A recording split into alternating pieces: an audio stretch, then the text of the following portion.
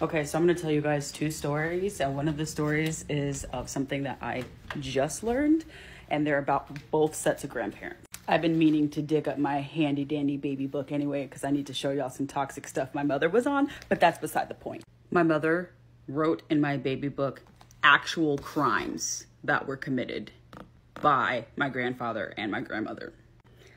So aside from the fact that this was back in I don't know, the 40s, I guess I'm gonna assume. I don't really know because, yeah. But anyway, so this was legal, I'm assuming. I took a screenshot because it's too hard to turn the baby book. But y'all not about to be on my neck about me making this up. My mom was 12 years old. Dad was 20 years old when they met. He told her, "I'm going to marry you when you grow up." Mom was 12 years old. Married when she was 18 years old. They got married when she was 18 years old. He was 20 when he first met her. So that's my mother's side of, yeah.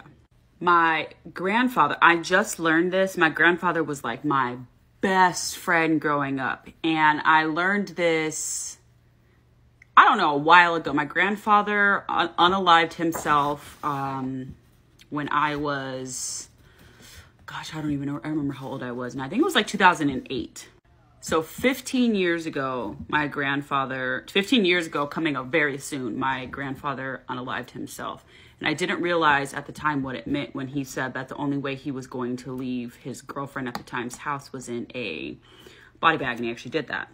And I was too young to understand what that was and what it meant. And it all came full circle when my father told me about the two times that he almost unalived my grandfather when he was 6 years old and 8 years old because he was abusing my grandmother. My grandfather was a military vet. He was in the war.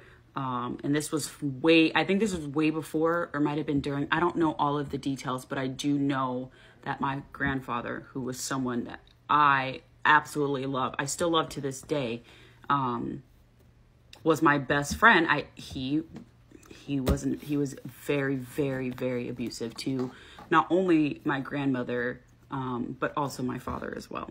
And a lot of us, we don't know these stories. We don't know these things, but it does give us a different perspective about the things that our parents endured when they were growing up and the behavior that they learned and then that behavior they passed down to us.